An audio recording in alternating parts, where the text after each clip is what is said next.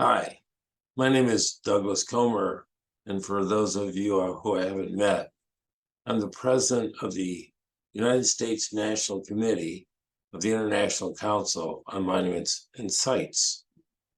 And I really like to say that, not the president part, but the United States National Committee of the International Council on Monuments and Sites.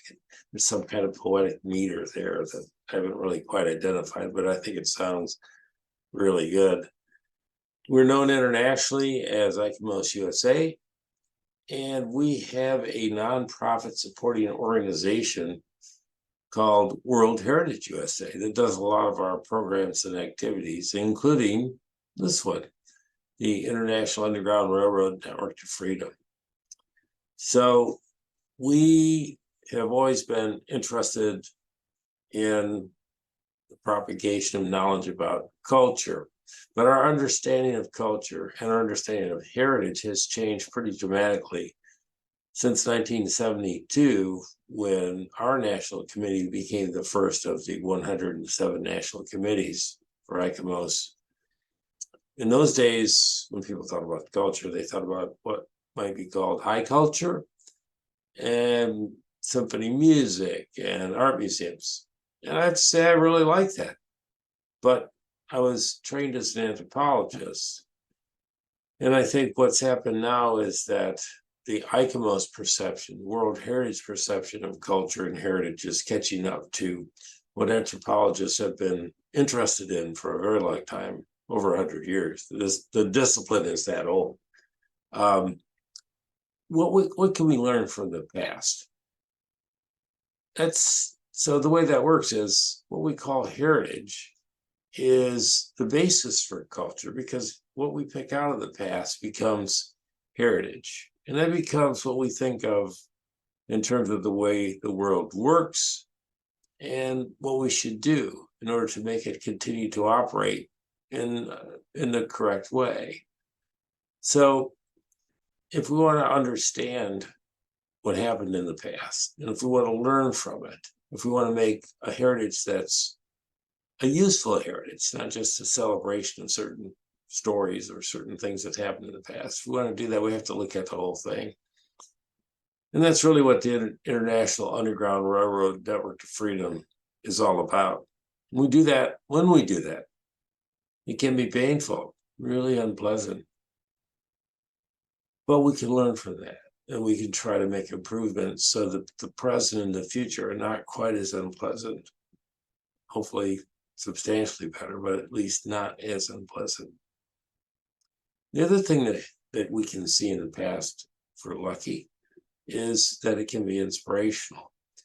And that's also what we see in the International Underground Railroad Network to Freedom. It's all about self-liberation. And that happened differently. Okay, we're really talking about emancipation from slavery, but we're talking about self-emancipation. That happened differently in different parts of the world. In the United States, we're familiar with that concept of the Underground Railroad as people who were captured in Africa, brought to the Americas under inhuman conditions, brought to the southern part of the United States, and then making their way northward, self-liberating by moving northward into Union states, and then what became Union states, and then into Canada. But that's not the way it happened everywhere. And there are lessons to be learned, inspirational stories from everywhere.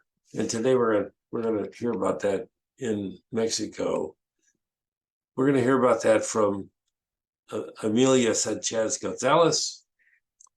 She's going to present today on the research that she undertook as a part of a Network to Freedom grant that our leader in the IEP and in the International Underground Railroad Network to Freedom program, Katelynn Cunningham, organized. She's going to be talking about the research that she undertook as part of that grant and what she learned from meeting with the descendants of freedom seekers in Nacimiento in Mexico. And she'll also be accompanied by Maria Esther Hammack, a researcher specializing in freedom seekers escaping to Mexico, and also by Corina Torralba, one of the founders of the Casa de la Cultura of Nacimiento. So thank you, and I'm sure you're going to be very interested and pleased by what you see next. Thank you. Hi, everyone, and welcome to our webinar, Seeking Freedom in Mexico, the Story of Nacimiento. My name is Katelynn, and I'm the program coordinator here at World Heritage USA, and one of our many programs is the International Underground Railroad Project. For a few years now, we've been cooperating closely with the National Park Service Network to Freedom to research more and learn more about the history of the Underground Railroad. This past year, we actually were awarded a grant from the Network to Freedom to explore lesser known stories related to the International Underground Railroad. This allowed us to hire an emerging professional researcher to dig deeper into where these routes were, where they ended up, who traveled along them, and the communities that they were able to establish once they self-liberated themselves. So today, that's going to be the focus of our webinar. And I'm going to be joined by 3 different speakers. The first that we'll hear from is Maria Esther Hammack. She received her PhD in U.S. history with certified portfolios in African Diaspora Series Studies and Women and Gender Studies from the University of Texas at Austin in 2021. She's a Mexican scholar and a public historian whose work centers and connects through a gender lens the histories of liberation and abolition in North America and the Black diaspora in Mexico. We're also going to hear from Emilia Sánchez González, who is our emerging professionals researcher, who traveled to northern Mexico and did some field research while visiting the community of Nacimiento. And finally, we'll hear from Corina Torralba, who is from Nacimiento, and also the founder of the Casa de la Cultura. So she's going to bring us a little bit of a community perspective to round out our webinar. But first, we'll begin with Maria, who will bring an academic and historical context perspective to this webinar. She's actually currently revising her first monograph, Channels of Liberation, Black Freedom Across the U.S.-Mexican Global South, a work that examines and recovers the transnational experiences of Black Americans situated as freedom fighters who left the United States to claim and secure liberation in Mexican spaces. Since 2019, she has served as an editorial assistant of the Journal of African American History and presently also serves as a representative of the AHA's 2021 to 2024 Graduate and Early Career Committee. Maria is the 2021-2023 McNeil Center's Barra Postdoctoral Fellow at the University of Pennsylvania. So Maria, I'll hand it over to you to start us off. Thank you so much. Let me share my screen. And I do have to say that now I am no longer in a postdoc position. I am now assistant professor of African American history at The Ohio State University. So I'm very excited to be here. Thank you, Katelynn. Thank you, Emilia. I'm thrilled to be here amongst such brilliant company and to finally get to present with both Emilia and Corina. So this brief presentation will have 2 parts. First, I will tell you about my work, broadly conceived, and that is because while I do highlight Texas and Coahuila and El Nacimiento in my work, my focus has a much larger context, a more defined lens. So I will tell you about this to set up context of how El Nacimiento fits into my larger project. The second part, I will narrow down into El Nacimiento to offer an overview of its history through some of the origin stories I've been able to trace, and some of the experiences come from individuals who crossed the Rio Bravo, who later settled in El Nacimiento, or to settle at El Nacimiento. Broadly, I study Black liberation in North America, and the goal of the work that I do is to reconsider the histories of freedom making, freedom claiming, and importantly, freedom fighting. And this is a map that I conceived myself. I'm a very visual person, so as I was working on my dissertation, I really needed to put literal dots and lines across to trace some of the stories that I've been that I had been recovering. So I hope that gives you a visual of some of the routes that people undertook to claim freedom. And so I revisit the ways, through the work that I do, in which freedom was produced to recenter the historical actors who engineered it, those who fought for it, those who died for it, those who tried and failed, those who tried and succeeded, and the countless of people who tried and tried time and time again.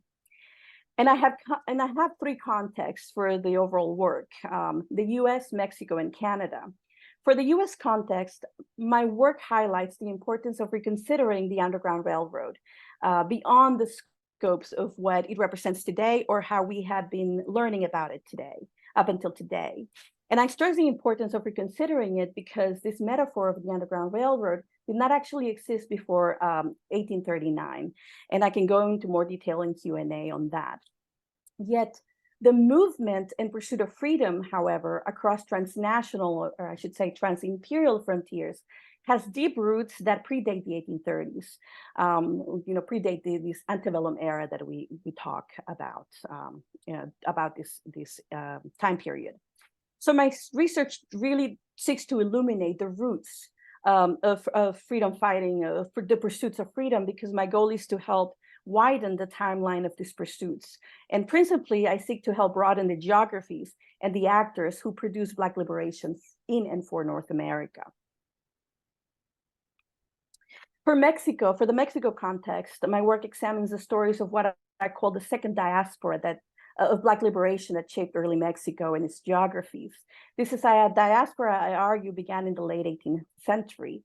And these stories are the stories of liberation of people held enslaved across US spaces, or early on, spaces that were quickly transforming into US spaces or US geographies. And I try to retrace those stories of people who left those geographies to claim freedom in early Mexican spaces. And in this context, as a Mexican woman, I have a very personal vested interest in this history, because I envision that recovering it and recentering the stories, these experiences, offers us an opportunity to help challenge the anti-Blackness that I know remains so prevalent. Not only, it's an issue in the US, but it certainly is an issue in Mexico, and certainly in Canada for that matter, for many of us that are listening today, that you also are maybe tuning in from Canadian spaces, you know that this is true. And now that I mentioned Canada, for Canada, my work offers an important intervention that the conceptualization of Canadian freedom and legal abolition cannot be fully understood without Mexico and without Mexican freedom and abolition in context. These are histories very much entwined, and these are stories that need bridging. So this work largely seeks to bridge the stories and its actors to the larger processes of liberation that we know shape the continent as a whole. And here's this timeline I wanted to highlight it for you, highlighting some of the precedents for freedom issued across early Mexico. And this is not a comprehensive timeline by any means, but it's some of the most important ones that shaped freedom as it was conceived in Mexico, as it shaped legal abolition or legal freedom in Mexican spaces. And I wanted to show you also that, in the US, we've had one Black president, but in Mexico, we've had two Black presidents, Vicente Guerrero and Juan Álvarez, and an indigenous president as well, for that matter. So I just wanted to show you this to give you an idea and context of what we'll be talking about. And so this research that I have conducted so far has taught me many lessons. And one of the lessons is that Black women were at the forefront of these journeys southward, of these journeys to Mexican spaces, just as much as Black men were. Contrary to the historiography that tells us that women, and this is in the historical context, that tells us that women escape bondage less than men, the records that I have found, particularly in Mexican archives, clearly show women. And what I have learned is that when you find women, you find children, you find the men, you find the families. And that has been very important to me. And as Jennifer Morgan argues, finding women in history requires a reading that privileges utterances that meant to be small and insignificant a reading that rejects the notion that women were passive or unconscious observers of men's radical resistance. And this is to say that women very much were very active in this radical resistance in the pursuit of freedom and in helping people across frontiers. And I have found not one in the work that I have done, but several women who, as Harriet Tubman did, empower and assist in many journeys to freedom in the opposite direction that Harriet Tubman did, in leading them to Mexican geographies. And before I dig into the stories of El Nacimiento, I do want to talk about a key aspect of that I have documented as well. And in many ways that has helped me interrogate this freedom in Mexico, or this idea of freedom in Mexico. And that is, based on two questions: how did journeys to freedom into Mexico materialize, and who led these journeys to Mexican spaces, who were part of these networks? And what I have found has been both enlightening, but certainly not surprising. The networks of assistance I have documented are quite diverse. A pool of individuals did a lot of the helping. We find Mexican people certainly known to assist and guide people across the river or across the Gulf, both within the US and in Mexico. Sometimes we have Mexicans serving as guides to help people across the Rio Bravo.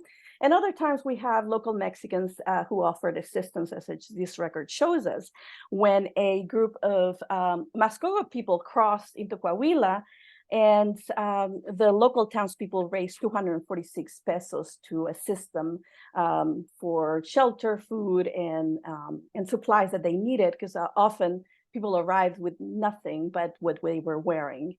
And so it's very important to document that.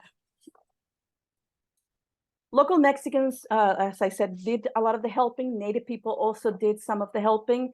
It is, however, as did white abolitionists, as we have regularly come to know that white abolitionists were doing a lot of this helping.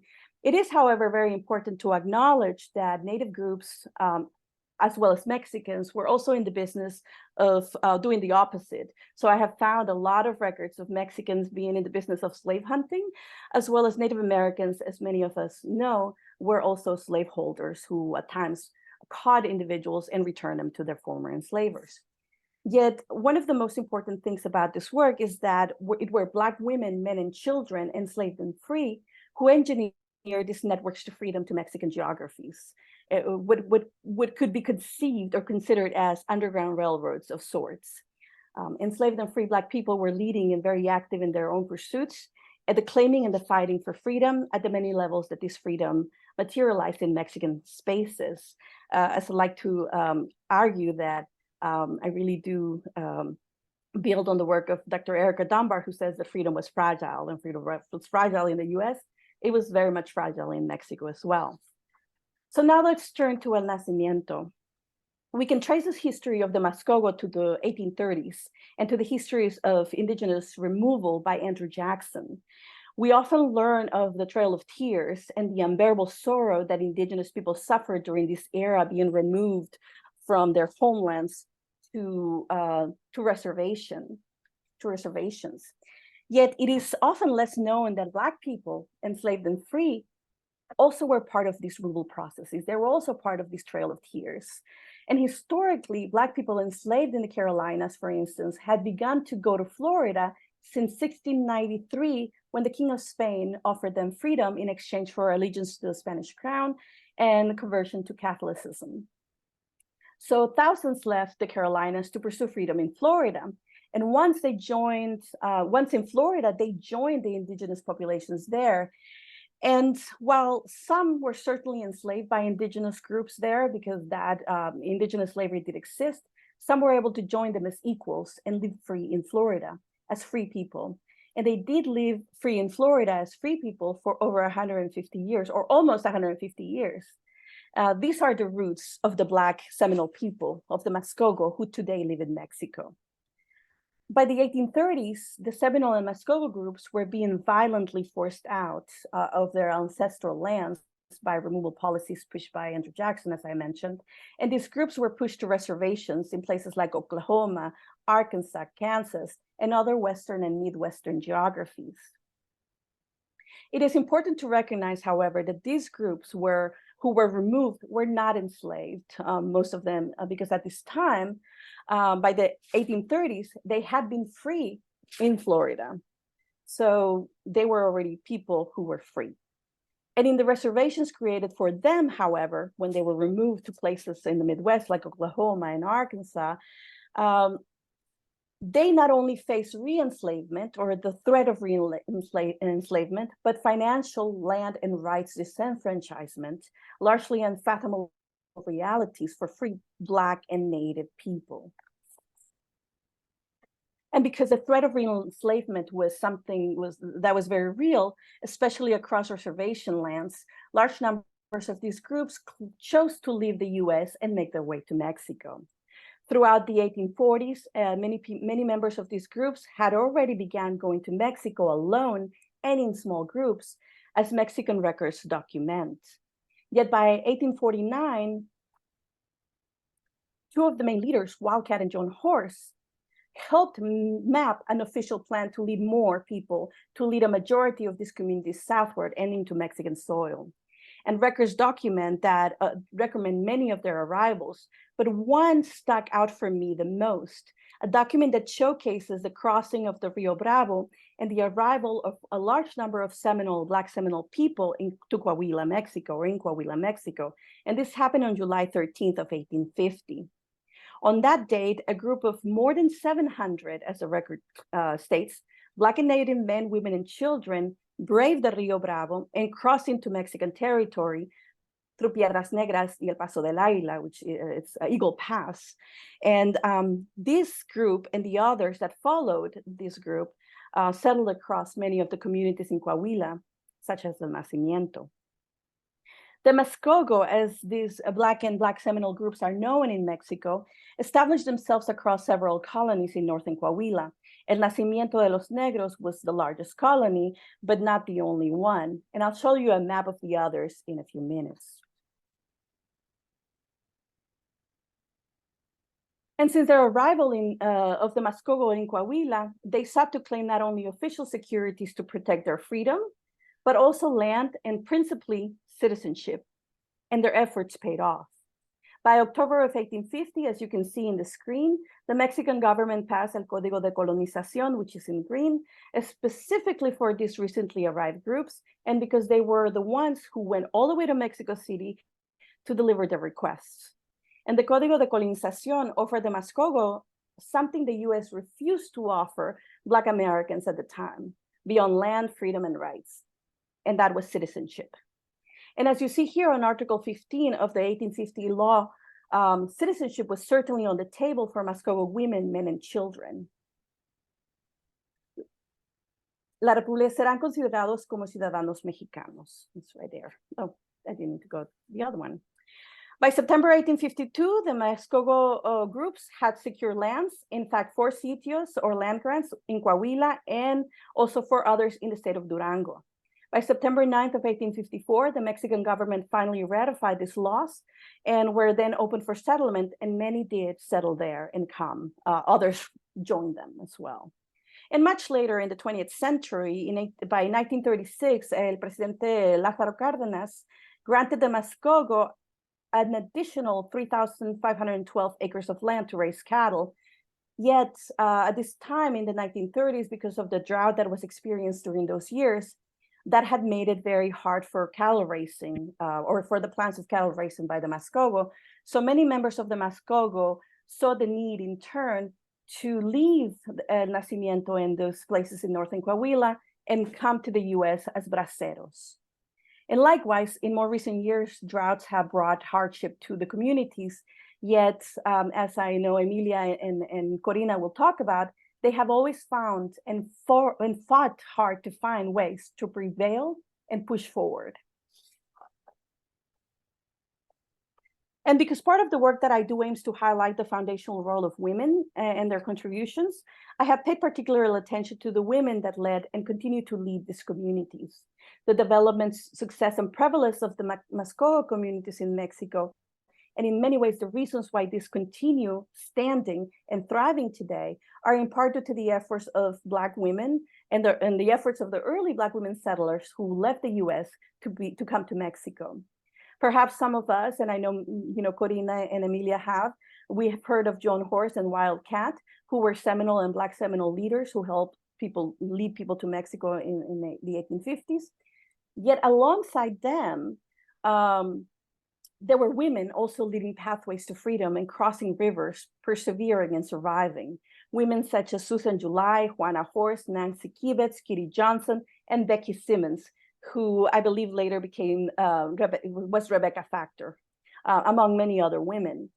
So today I want to read you a short quote from the oral history of Becky, a woman who describes her own experience crossing the Rio Bravo into Mexico on July 13th of 1850. And I have it there for you as well. It was dark and about the middle of the night, so that we had to be hurrying to get through the crossing. But the hours looked like 10 years, for we were so close to the American race people that we wanted to get away across the river soon. We crossed first, then the men crossed after us. There was a skiller made out of logs tied together, and skiller was like a skiller boat, which we crossed on. It was a good ride, for the men took long sticks to guide the traction across the river. I never will forget that time. Children were about to cry because they were sleeping, and the old ones were scared that they were going to start crying before we can get over. And Becky Simmons, along with the other 700 or 699 people that crossed that day, crossed at Lehman's Ranch, which crossed into El Morral first, which is a town above Eagle Pass. And Simmons, whose nickname was, several oral histories said that she may have been County, her nickname may have been County, later became, as I mentioned, Rebecca Factor, or she married into the Factor family, and is one of the many Black women who propelled the development, prosperity, and construction of these colonies in northern Mexico. And in fact, the first accounts of the early crossings in 1850, apart from the Mexican government records, come from Simmons and Phyllis Gruner Jefferson, who was the mother of John and Curly Jefferson, who at the time of the crossing in 1850, so Phyllis was about 8 years old. Rebecca was a little bit older, and I'm sure maybe Emilia and Corina will know more about her and these women. But today, to conclude, today the descendants of Simmons continue to live in Mexico at El Nacimiento, and a community that proudly today identifies as Afro-Mexican, as Mascogo, which is a term they took from the word Muskogee to highlight their Black Seminole ancestry. And also they have a sister city, Brackettville, Texas, which is very much in sync with the ongoings of El Nacimiento. And a short note that I wanted to say is that although many of these settlers were indeed Black Seminole or Mascogo in truth, several other families who settled in Nacimiento and in the other places were actually not Black Seminole, but were also Black Creek ancestry, like the Warriors, the Wilsons, and the Graysons. And I think the Perrimans as well were Black Creek. But many Black Americans who later arrived to escape US bondage also joined these communities. And I do mean several communities, because we have, and I put them here, beyond El Nacimiento, which is the largest one, we also have Santa Rosa, Parras, and El Morral, which is a little bit up here. And Brackettville is a little bit up higher, on the Texas side now. But this is, to conclude, this is a story that I found significant, not only for the US, but for Mexico. It's a history that unites us, and that should unite our freedom processes and should unite our abolitionist celebrations. And one of the celebrations that we have in the US, and now it's a federal holiday, Juneteenth, is today also celebrated in Mexico because of these histories, because of these communities. And so to conclude, I do want to close, I want to restate something that I said a little earlier. I consider this history significant because they allows us to not only tell the stories and challenge the erasure, but it certainly allows us to challenge racism and anti-Blackness that I know exist, not only in the US, but certainly in Mexico, and as we know, also in Canada. So this is a North American story that can help us challenge racism across North America. Thank you so much for your time. Thank you, Maria, for such a great presentation. You've provided us with a wonderful historical context for this lesser known part of the Underground Railroad. I especially liked the mention of the women who were involved, because I feel like that's also an aspect of this history that we don't know as much about, that isn't highlighted as often. So thank you very much. And next, we will hear from Emilia Sánchez González. Emilia is a heritage specialist and arts and culture advocate trained in Mexico, the United States, and Germany, where she just graduated from the World Heritage Studies Masters of Arts program at Brandenburg University of Technology in Cottbus in Eastern Germany. In the past, she's also worked in the communications and public affairs at the J. Paul Getty Museum, and she focuses her work on community engagement, public history, and project management at universities, museums, and NGOs. Currently, Emilia is also completing a one-year specialization course on social museology at the Sawa Museum Academy, which is a collaboration between a university in Berlin and institutions in Saudi Arabia. Emilia was our emerging professional researcher who spent 2 weeks down in northern Mexico to do field research as part of the Network to Freedom grant, which funded these efforts. So Emilia, we're excited to hear about your journey there, about what you learned, about who you met. So take it away. Thank you so much, Katelynn. Thank you for having me. I'm going to take everyone now on a quick journey with me to the field trip to learn about the way people today are remembering, learning, and living this long and complex history that Maria has very kindly presented us. So when I joined the IUGRR team, I sought to do several things: to collect data and map cultural practices and sites of this transnational history. But it was not only about that, it was about the people. So we wanted to strengthen key links and establish new partnerships with engaged individuals such as Corina, who you will meet later, and other citizen-based associations and local research institutions who could take this work further past this project and who have already been doing this on their own. So we wanted also to make our work public, and that's going to be through the story map that you will be able to access later, and also through efforts such as this webinar. And just a little bit about the timeline of how this project worked. I dove into the research remotely in November last year, and then I visited Coahuila this January, so earlier in the year.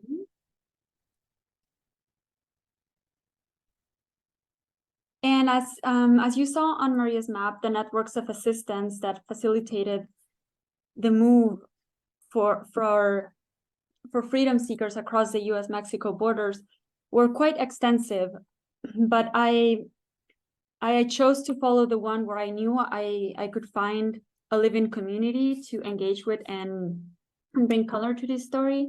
So I started my journey at the top in Piedras Negras. It's right on the border of Piedras Negras and Eagle Pass.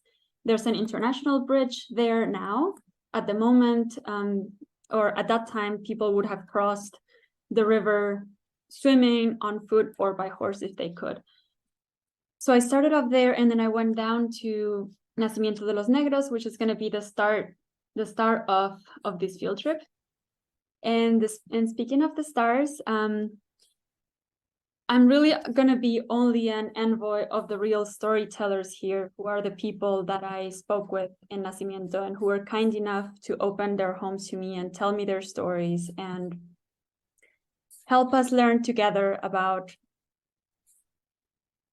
how the International Underground Railroad impacted their past and their present now, and also, of course, it will keep on going through their future. So these testimonies will help piece together the information found on the historical records and to center the communities in their self-liberation stories. And I will attempt to facilitate this, their voices interspersed here and there with some of my own observations. And you will get to see some video snippets of conversations I had with some of them. So here you see some photos of some of the people that helped me out in Nacimiento. Santana Vasquez, Elsa Vázquez Villalobos, and then in the middle, Margarita González Núñez, who sadly passed away almost a month after I was able to interview her, and which was an event, a very sad event for the community that also reminds us of this urgency we have in documenting the stories of the people that carry this legacy, and that is not only in this community but in all of ours. So just something to keep in mind, and this is for all of you. So some of the things that I learned in this trip were the stories about different ways of life that are very prevalent in Nacimiento. One main point is the relationship with the United States, obviously because of the past and because of the conditions right now in rural northern Mexico, and even in the whole of Mexico, as in many other places. It's very dedicated to the passing of people from one place to the other in search of maybe a different way of life, maybe more opportunities for work, but also because a lot of these families got separated in the movement of borders, and also because many of the people in Nacimiento have wanted to trace back their roots and trace back their family connections, and now live going back and forth between both places and are constantly negotiating these identities. Another one is the relationship with the land, because as we learned, Nacimiento is not an urban setting, so the relationship with the land is very strong. Some of the people I spoke with mentioned that maybe all of their kids live in the US, but they don't want to be there, or the parents do not want to be there in the cities with them. They prefer to go back to the land where they know how things are run, where they are able to have more autonomy, where they have had a really long relationship with the cattle, with the horses, with growing their own things. So then there's this pool also of the specific place that the land has. And then of course the community, because as you saw in the earlier map, it's two main streets of around 70 families currently that connect with each other on a daily basis. But let's go on and hear some of the input that we have from one of our community members. Tenían el pase libre a los Estados Unidos. Ajá. Porque ellas eran de allá. Ellas pasaban ahí en el puente, nomás American City pasaban todas. Y mi abuelo no pasaba. Entonces le digo a mi papá, ¿por qué a tu papá aquí? Ahí los tengo retratados también. Tu papá dijo, mira hijo, mi papá era de otra raza negra. Estos negros que vienen de acá eran mascobos, dijo. Los que vienen de acá. Y mi papá era otra clase de negritos de acá. De Parras de la Fuente. De acá venían ellos. Pero como era revolución, también andaban huyendo ellos ya, porque tenían miedo de allá. Se vieron huyendo. Y aquí llegaron y se casaron con mujeres negritas que venían de allá. And some other stories that have impacted are about past and memory. There is a school that's named John Horse, and there are historical figures that are remembered in Nacimiento, but maybe only by some people and maybe not all of them. So it is important always to think about how we deal with these figures. Who do we know and how are they still with us? How do we memorialize the events that have brought us where we are, and how we teach them, or what does this tell us about society? So one great example would be, where are the names of the important female figures that now we know also existed? So how to incorporate that in our memorialization of the past. And it is important to make these stories visible, and especially the stories about self-liberation, because it helps us to understand more the town itself. And then I have one more video about from Homero Vázquez talking about precisely this area that you see here, which is the local cemetery.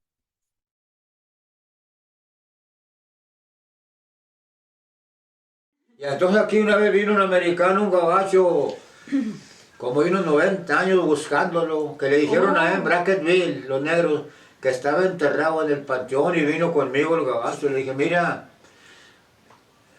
me dijo, quiero que me lleves al panteón, dijo. Sí. Quiero ver todas las tumbas. Y las estuvo viendo, todas tienen los nombres, en qué año murió estas gentes y cómo se llamaban, de qué se apellidaban y todo. Pues la tumba de él no. Esa información de este hombre, dije, le dan los libros. Y en el libro que yo le presto al doctor, decía que este hombre, cuando ya le entregó él al gobierno todo su cargo y todo, que él ya se vino, se retiró, que ganó Paparras de la Fuente para allá. Ah, Parras. Que dicen que murió en Parras de la Fuente, dicen, pero no, no se sabe si es cierto o no. Rumbo a 400. Para resumidas cuentas, Sí. él no se sabe dónde murió. No se sabe. Porque yo le pregunté al americano y me dijo, no se sabe dónde murió él, se cree que estaba en este cementerio. Porque este cementerio lo abrieron ellos cuando llegaron aquí, le dije, allá hay tumbas muy viejas. Sí. So with this we move on to thinking about traditions and of living heritage. As we mentioned, there have been many groups of families who have grown in this area, and of course also mixed with people from different regions, as also you saw in the video. So what happens with the traditions? We're seeing right now history in the making, and I'm using here the example of culinary heritage because I think it's a very good connection to our everyday lives in the way that the region and the testimony of the natural mixtures and adaptation of maybe things that you learned from your ancestors, but then also adapted to the local traditions and who have become new traditions and who might continue to change, but also about historical preservation and recovering some things that might have been lost or were almost lost. As you can see, this mortar that is in the middle of the picture. And sometimes it might feel performative or sort of fake to bring back some of the things that you haven't done in your early life, but I think it's a useful exercise for all of us to think about why are we doing certain things, and then there are some people in Nacimiento who have tried to bring back some of these old recipes as well. And maybe Corina will tell you more about some of the other ventures they have in terms of recovering some of the heritage. But let's listen then once more to one last video I have regarding this topic. Gente venía nomás a comer esa clase de comida. Ya lo creo. Hacían otro atole que machucaban el maíz y unos palos, así que le nombran morteros. Esta tiene uno, lo mandó a hacer. Sí. Y lo machucaban así. Pues dicen que Hacían eso un lo atole, hacían, que eso lo y a hacían veces porque a ese atole le venían de ponían allá, carne también, una clase de carne seca, le sacaban la carne de res. Al atole le Le ponían machucaban ya con polvitos, se le echaban, hombre, bien sabroso. Calabaza, En los días de fiesta, 19 días los negritos, venía mucha gente a comer esas comidas ahí. Y esos cosas, esos palos que te digo, que les llaman mortones, morteros, los llevaban ahí, los ponían a exhibirlos, que la gente no los conocía. Sí. Entonces los negritos fue lo primero que hicieron aquí, pero ellos los hacían con lumbre, porque no había los aparatos que hay ahora, lo cortaban el palo, y aquí en medio le ponían una brasa grande que lo fuera quemando al pasito, Sí, sí. y luego con un sacabocado lo iban sacando, y la brasa iba para abajo y la sacaban, hasta que lo hacían de este hondo. Y en ese proyecto que trajo Ya echaban el maíz, lo machucaban, y ahora no, como hay serruchos eléctricos, con los serruchos lo hacen muy fácil. So I think these have been some really good examples of the community building that have formed around this these traditions and keeping these stories alive. And so there are many lessons, local particularities, of course, but also some broad parallels that we can trace to other communities of Afro-Mexicans with some shared experiences, and also all the way to the Caribbean, and even some other parallels with experiences lived by other migrants and oppressed groups. And I hope it's not the end of this project. I hope there's still a lot of work to do, that the network grows further, and I applaud the community's resilience and thank them for challenging static visions of culture that we may have and of ethnicity, because we need this. This is a continuous negotiation and learning process for all of us. And with this, I finish my part of the presentation. Thank you so much, Emilia, for bringing these stories to us, for making sure that we learn from the community themselves. I think it's so important to learn and see how communities perceive themselves, and that we put their voices at the forefront when it comes to learning about their histories and perspectives. Speaking of which, our next speaker, Corina Torralba, was actually born in Nacimiento, which is also known as the Comunidad Negros Mascogos. She was 7 years old when she and her family migrated to San Antonio, Texas, but she often spent her summers in Nacimiento while growing up. She later graduated from high school and became a citizen of the United States, and she is the treasurer of the Seminole Indian Scouts Cemetery Association, which works to maintain the history of the Seminole Negro Indian Scouts. Furthermore, she is the founder of La Casa de la Cultura, Black Seminole in Nacimiento, and with the help of friends and family, she makes sure that their history, their story is communicated to the public. She also works with the Martin Luther King Jr. Task Force of Southfield, Michigan in the International Relations Committee. So Corina, thank you so much for being here today, and we're so excited to learn more about Nacimiento from your perspective. Thank you for having me. And thank you, Maria and Emilia, for, shining light to our history. During this work, I've learned so many things. I've learned that our history is one of the most complete histories in the United States when it comes to the African part. Where we come from. We've learned that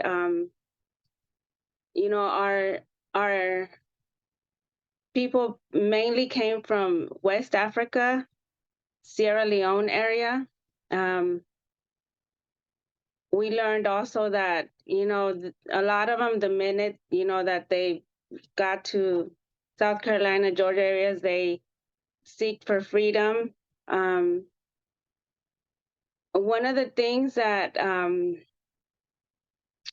that I like to always say, about our history is that it's an amazing history. It's a history that we never heard in school, and we are very much part of the U.S. history in the United States, and of course Mexico.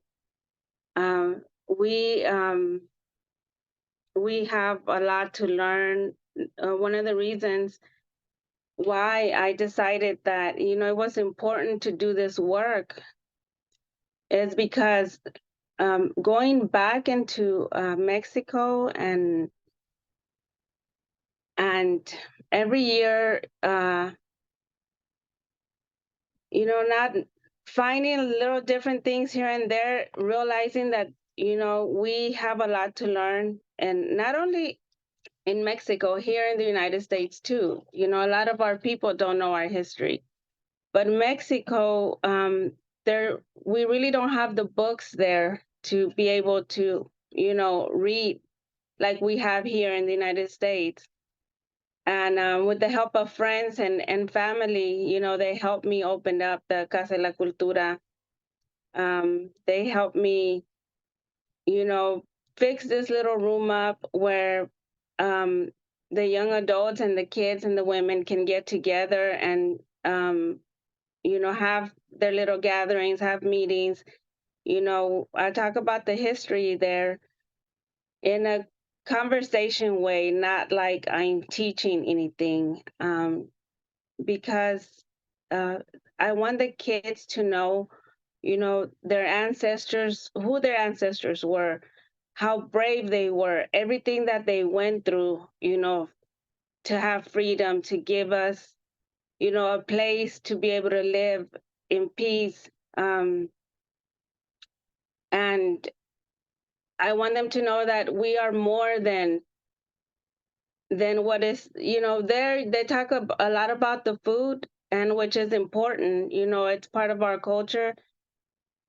The tapun, the sosque, fried bread, cornbread, you know, cooking outside on the fire, which is important, but it is also important to talk about, you know, the wars in Florida that our ancestors fought, you know, what they went through when they were in Oklahoma. They were lied to, betrayed, and made, you know, had to make their way into Mexico. Since you know, we know Maria mentioned, you know, slavery had been abolished before the United States, and it's there's just so much to learn. There's so much to do, and I realize it's hard to do this when you're kind of have people with you, but you know, everybody doesn't feel the same way like you do. So, you know, people start kind of moving away or doing other things, or not so involved as you are, because it is time consuming. It is financially, you know, it takes financial to be able to have this, make these trips. It takes money to be able to do things. It's I think at times, you know, it's overwhelming, but our history is worth everything, because our history is an important history that everybody should know. You know, our people didn't only come to Mexico. You know, they went to Cuba, they went to the Bahamas. So we have a lot of history in a lot of different places. We have our language, the Afro-Seminole Creole language, that we are gonna get back into to try to rescue that language. We're, you know, talking about that now. We have our spiritual songs that make that connection with, you know, the Gullahs and in Mexico, because in Mexico they still sing the songs, the spiritual songs. We have, it's just so many. We have such a rich culture and history that I think that if anybody gets involved, you know, to do this work, it is a lot of work. There is a lot of learning. We have a lot of reading to do. But we have to put, you know, we have to be in it 100%. We are grateful and thankful that we had people like Joshua Giddings that, you know, wrote The Exiles of Florida. So that was our story. Kenneth Porter that, you know, spent time in Bracket Rio Nacimiento with our people. If it wasn't for him doing that work, we wouldn't have the stories that we have, the names, you know, the families for people like me that do ancestry. That has been great help. Also, the linguistic Lorenzo Dow Turner, he connected our language, the Gullah language, you know, with Sierra Leone, and which is now, we know it as the Afro-Seminole Creole language. We just have a lot of history, a lot of things. Sometimes, just like I'm talking now, where I'm just all over the place because I want to let you know about every single little thing that, our history has, the richness of it. It's just overwhelming at times. And I thank everybody that loves our history, that is out there telling our history, that's helping us with this. I think that if we work together, we can do a lot of great things for our history. Right now, we have, people leaving Nacimiento, coming to the United States because there's no work there. One of the things I like to say all the time and let everybody know is that my people should have the right to dual citizenship. If nothing else, dual citizenship, so that they can come and they can work and be able to go back to visit their family or their mothers, their fathers. I always talk about a friend of mine, Genevieve Benson. She's in her 90s and she never got that chance to go back to Nacimiento. And she always wanted me to send her pictures of her dad's grave. When I would go visit, I would come back and I would, show her pictures. She never got that chance because she was, never legalized her status here. And it's just unfair, when we should have that right to have dual citizenship, and be able to come and go. We are part of the United States. We are part of the Seminole Nation of Florida. We are part of the Seminole Nation of Oklahoma. No, we may not be involved, but, we help whatever that they're doing, however they're living. The Negros Mascogos help that when they fought, the wars in Florida. And I just, I get upset at times, but, as long as I keep talking about it and saying it and letting people know, no, we're not in the United States, but we are part of everything that happened in the United States. And the Casa Cultura, we talk about that. I like to express that. I like to let them know that they are somebody, that we belong here in the United States. And maybe one of these days, we'll be able to have that dual citizenship for our people there. I migrated here, when I was little, so I was able to fix my status here, but it wasn't the same for everybody. And we just need to keep, telling our story. And I just want to say, thank you for giving me this opportunity to be able to talk about this, about our people, the Mascogos. They were, we come from warriors, the women. There's this book called, I have it right here beside me, Dreaming with the Ancestors. Yes, if it wasn't, the women did as much as the men did. And in Mexico, they're one of the ones that really, do all that work. When the men leave, they have to take care of everything. We are just, I think we're just very strong individuals, and I just want, our history to be known, and I thank the people that have made it possible. I think, Maria, you covered, just about everything on our trip down into Mexico. And Emilia, you showing, the clip of people talking in Nacimiento, and you know, that's Nacimiento. That is who we are. We are people, you know, full of history. And I thank everybody for being here listening to us. Thank you. Thank you, Corina, so much for joining us today, for telling us more about Nacimiento. I especially love the part where you listed out the different kinds of intangible heritage that we can find within your community, from the language to music to traditions.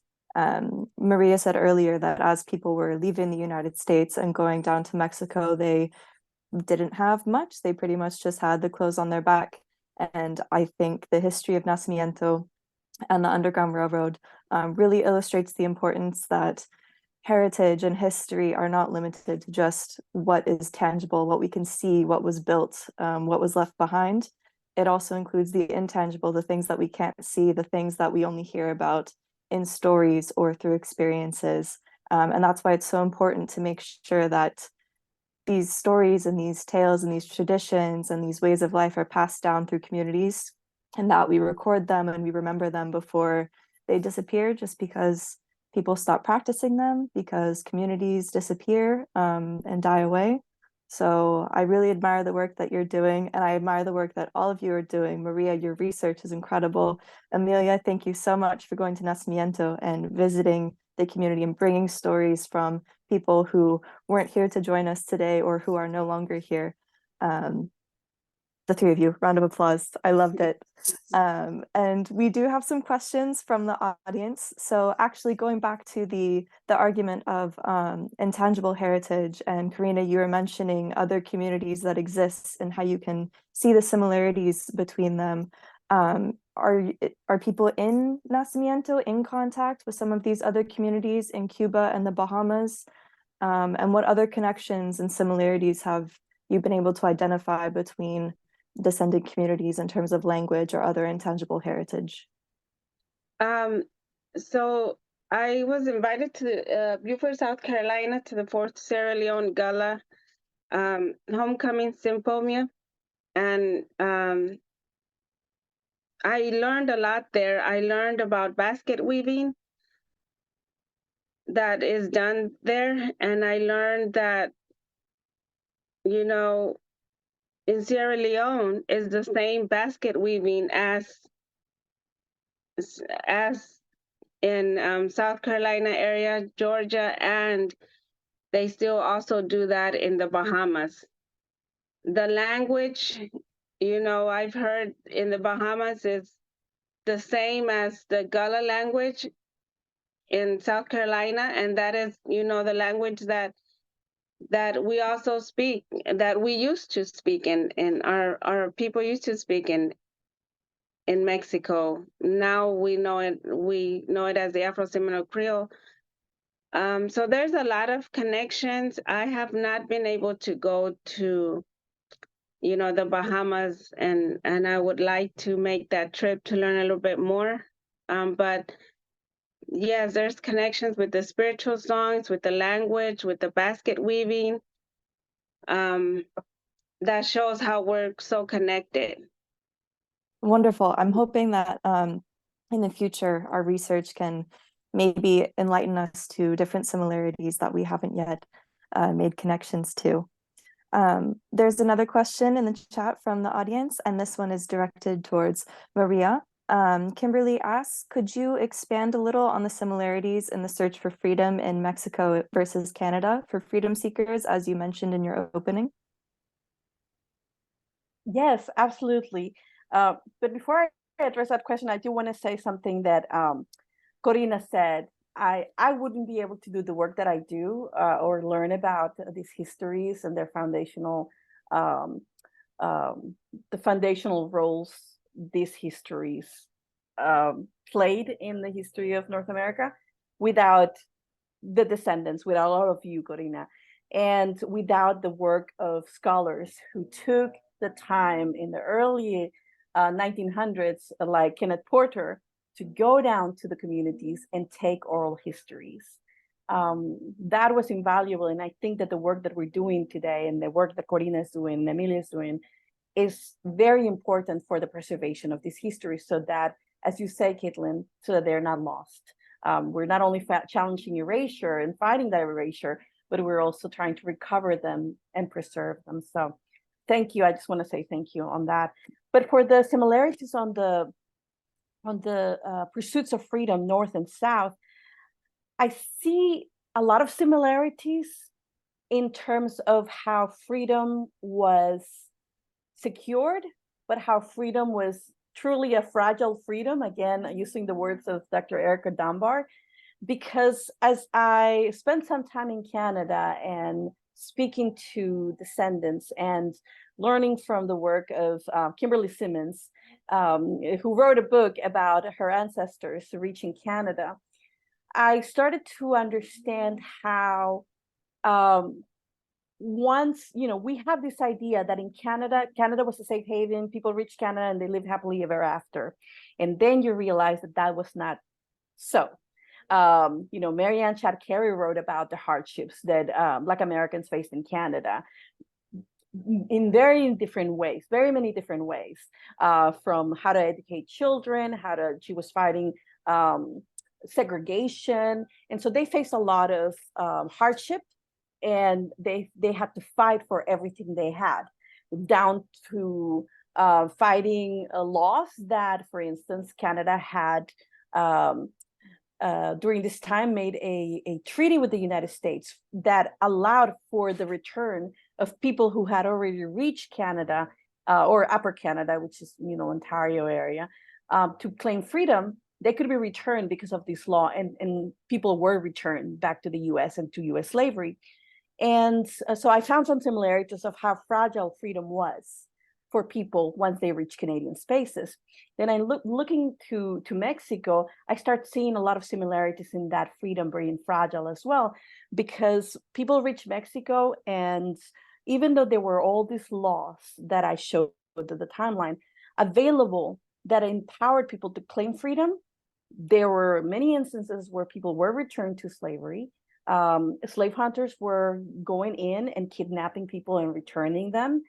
And so it was really up to the individual in this, Black Americans to not only fight to claim their freedom, but they had to fight to secure it, to preserve it so that they wouldn't be kidnapped.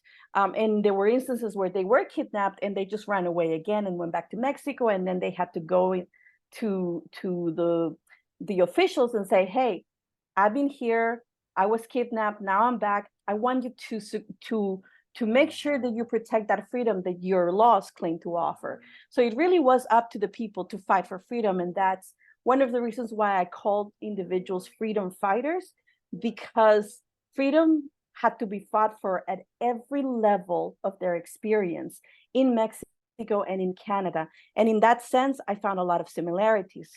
And that said, Mexico as a country never or profusely refused to sign a treaty with the US for the, or they call the amicable retrieval of runaway slaves back to the US. While we hear of Canadian freedom, we don't hear of Mexican freedom, and yet Mexico never signed a treaty that returned people to slavery, but Canada did. So these are, in some ways differences. And so, we do have those differences, but we also do have those similarities and experiences. Thank you so much for elaborating. Another question we have actually mentions Kenneth Porter that Corina, you brought up during your talk. They brought up that he conducted interviews within the 1950s and 60s and published manuscripts about what he learned while in Nacimiento. Do you happen to know if these interviews are available anywhere, or if his notes are available? Maybe Emilia, were you able to come across these older interviews in your research?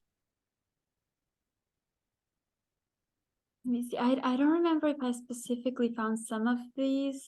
Maybe Maria Esther does. Yeah.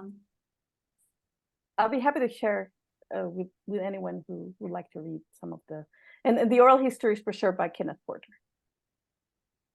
Great. Maria actually has a website which has all of her contact information, as well as her lists of accomplishments, her current research. So if you would like to reach out to Maria to get more information about these interviews, I highly recommend just Googling her name, and her website will pop right up. Now, another question that we have addresses the question of citizenship that you raised, Corina. A viewer would like to know if any of the descendants have gained dual citizenship, or does anyone have multi-citizenships?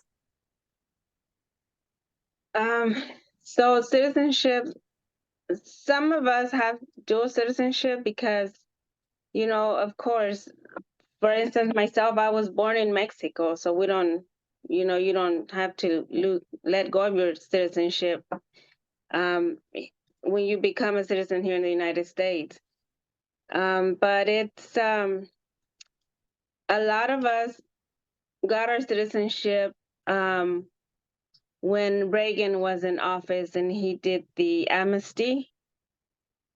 And that's how I got my citizenship. I was able to become, but it's still very hard for people, you know, to get their citizenship or a visa to come or a work permit. Some people do have it, but you know, it would be nice, you know, for like people that have their kids over here that are not able to go back and, you know, don't get to see them. And a lot of them have, you know, have passed on, and, you know, their kids didn't get to see them anymore. And I really think that we should, I mean, we should have that right.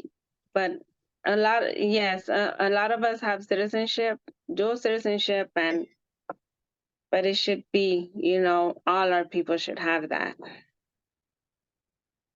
If I may add something, I remember one of the things that struck me when I talked with one of the families was that how much it comes down to individual efforts and just individual people who bring it upon themselves to fight for these rights.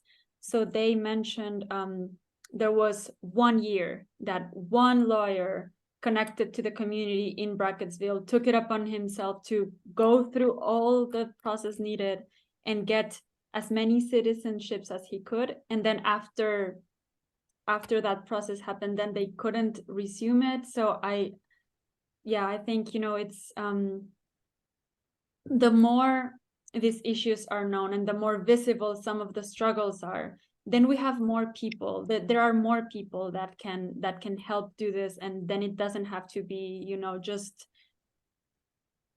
Exactly to do the work of. And I can speak on the historical aspect of citizenship on that. For instance, citizenship in Mexico, you know, during this time and throughout the antebellum period, as you know, since Mexico started abolishing slavery or started issuing laws that abolished first the slave trade, then slavery outright, you start seeing citizenship being on the table for people in Mexico, for Black Americans who wanted to go to Mexico. Citizenship was always on the table.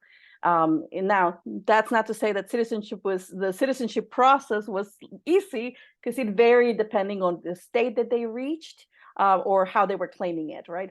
They had to sometimes submit some certain paperwork, other times it was just a matter of writing to the president, etc. But citizenship was on the table. But in the US, citizenship during the same time period was not on the table for Black people. And so you start seeing that becomes something very important for people that were leaving the US to go to Mexico, because that was always upfront, not just the claiming of freedom, the claiming of citizenship, and also the obtaining of land. And you start seeing Black abolitionists as far as, you know, in Pennsylvania, for instance, in Philadelphia, writing letters to Mexico, asking what freedom basically would look like in Mexico for people if they chose to go to Mexico. Was land on the table for them? Was what rights were there for them? But also, well, how long would it take for them to be able to secure citizenship? So citizenship was something very important, because in the US, citizenship was off the table, and even more after 1867, when the Dred Scott case happened, that basically said no Black person in the US had the right to American or U.S. citizenship.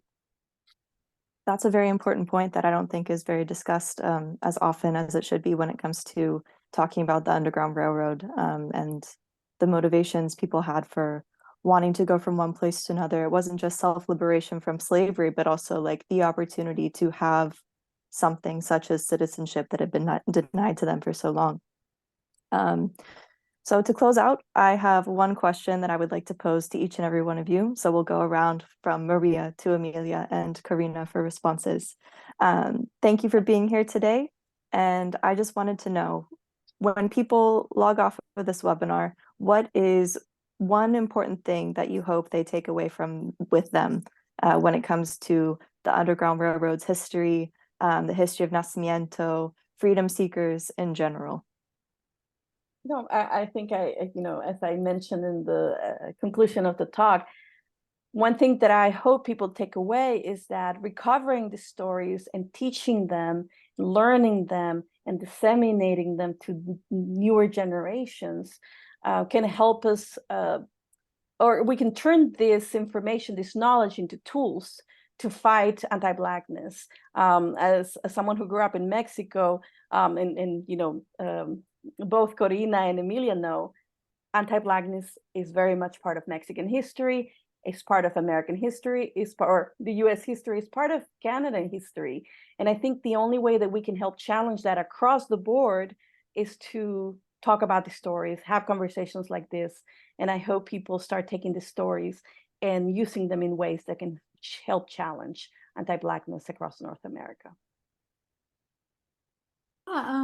And then one thing is to make sure that we also consider our own biases when we think about history. So one of the things that maybe prevents us from listening and learning about other stories that surround us is that we assume we already know the full story, which we don't. So a very prevalent narrative is in Mexico used to be that there are no Black people in Mexico. So of course people also thought, and they learned since they were children, and me including, that there was no conversation to be had because that did not exist for us. And then it's only until you start questioning and learning more about and noticing these things that all of these other stories unfold. So I think it's just analyze the things that you think you know and keep learning. Well, what I want people to take from this is that there's this little small community in Mexico that is that needs help, that has great history, that is linked to the United States, that this little communities, we have Guerrero, Oaxaca, Veracruz all together, where there's a lot of Afro-Mexican communities there.